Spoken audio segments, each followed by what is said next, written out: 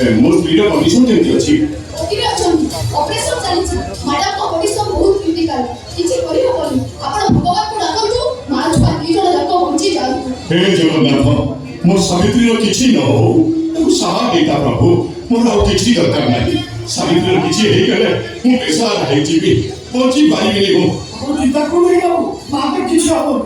ଆଚ୍ଛା ଦିଦି, ମୋ ସ୍ତ୍ରୀର ଅବସ୍ଥା କେମିତି ଅଛି? ଲେବର ରୁମରେ ଅଛନ୍ତି, ଡେଲିଭରି ପରେ ମୁଁ ଆପଣଙ୍କୁ ଖବର ଦେବି। ଆପଣ ଧୈର୍ଯ୍ୟ ଧରନ୍ତୁ। ଭିତରେ ଅଛି, ଏଇଠି ଅଛନ୍ତି। ହଉ ହଉ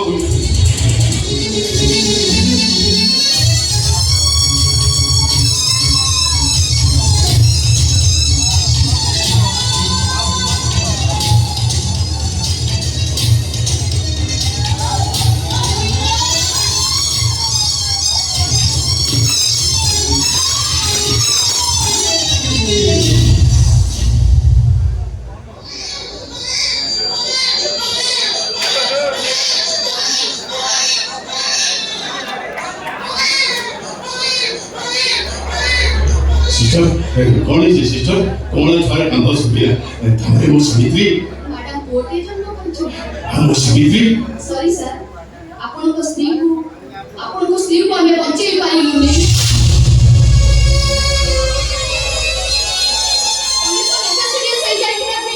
ବହୁତ କଷ୍ଟରେ ଆମେ ଛୁଆଟିକୁ ବଞ୍ଚେଇ ପାରିଲୁ। ଭଗବାନଙ୍କ ଇଚ୍ଛା ପରେ କିଏ କଣ କରିପାରିବ? ବରଂ ଆପଣ ଭଗବାନଙ୍କୁ ଧନ୍ୟବାଦ ଦିଅନ୍ତୁ, ଛୁଆଟିକୁ ସେ ବଞ୍ଚେଇ ଦେଇଛନ୍ତି। ଏମିତି ମୋତେ ଏକା କରିଦେଇ ଚାଲିଗଲ ସାବିତ୍ରୀ।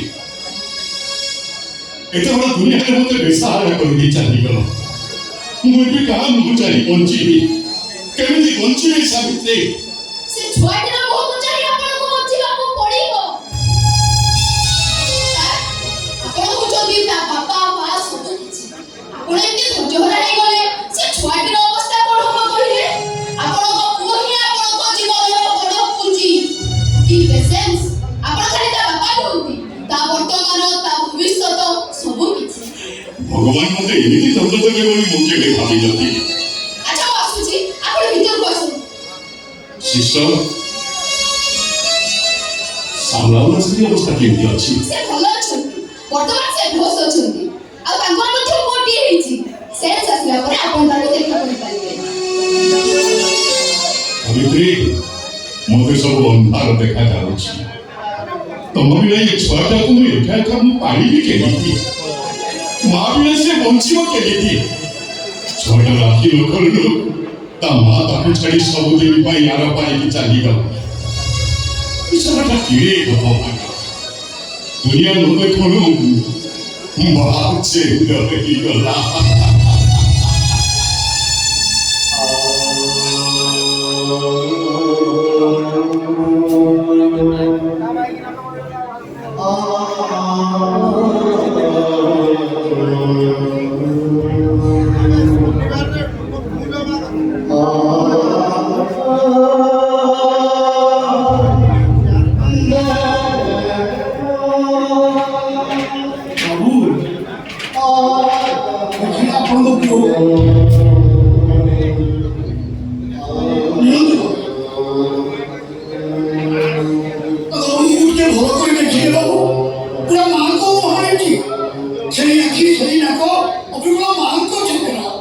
ସାବିତ୍ରୀର ମୁହଁ ମୁଁ କେବେ ଦେଖିପାରିବିନି।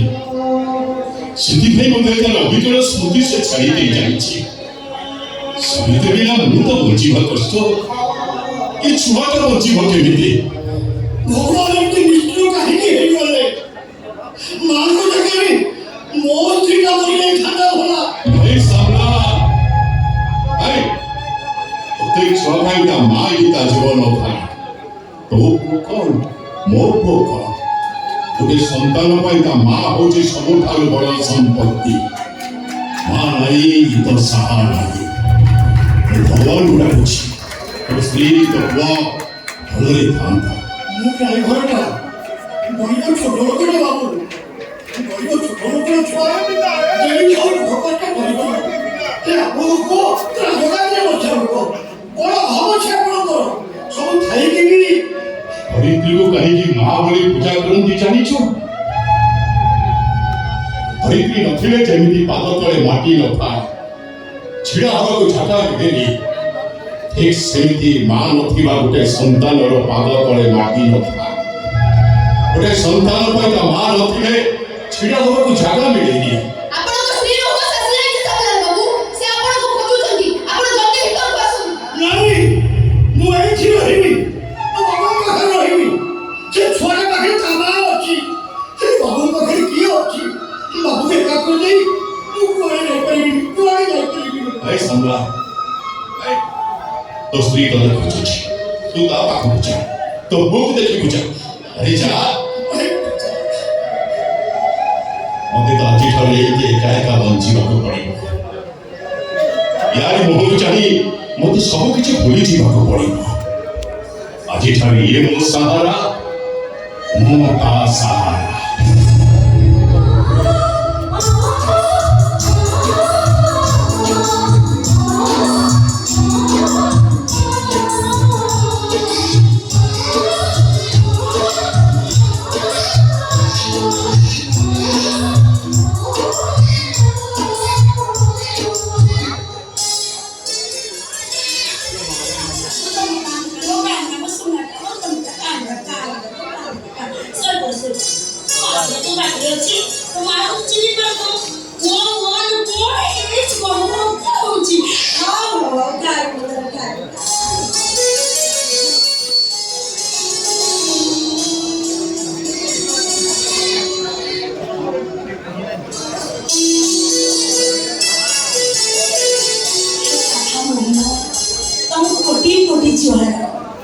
ବାହାଘର 5 ବର୍ଷ ପରେ ତମେ ଗୋଳ ପୁରା କରିଛ ତିନି ତିନିଟା ଝିଅ ନଷ୍ଟ ହେଲା ପରେ ଆଜି ତମରି ଦୟାରେ ମୁଁ ମା ହେଇପାରିଛି ଖାଲି ମୋ ପୁଅ ଉପରେ ଶୁଭଦୃଷ୍ଟି ରଖିଥିବ ପ୍ରଭୁ ଶୁଭଦୃଷ୍ଟି ରଖିଥିବ। ବୃନ୍ଦାବତୀ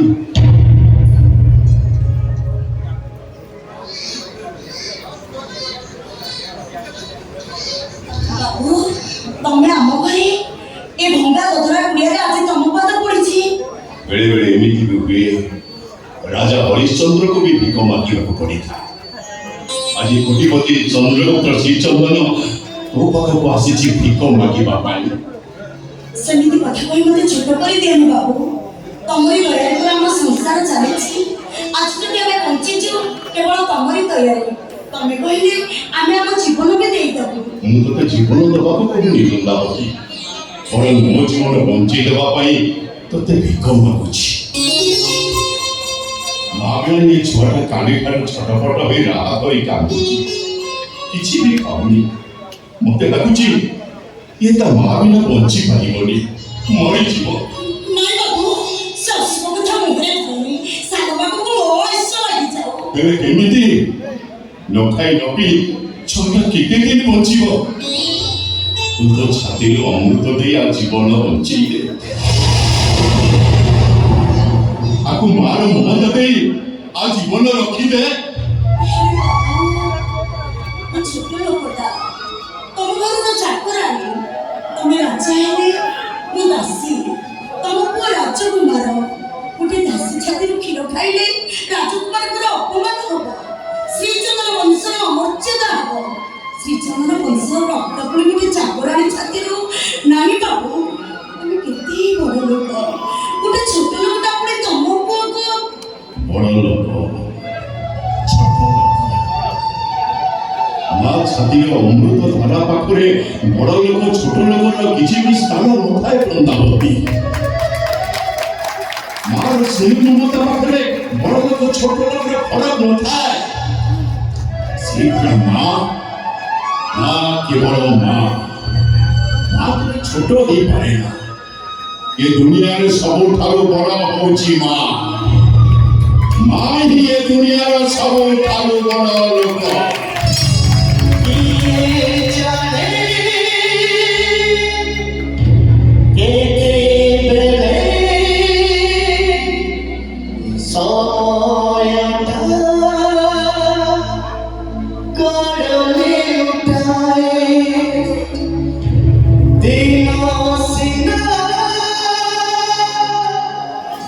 बीती जाए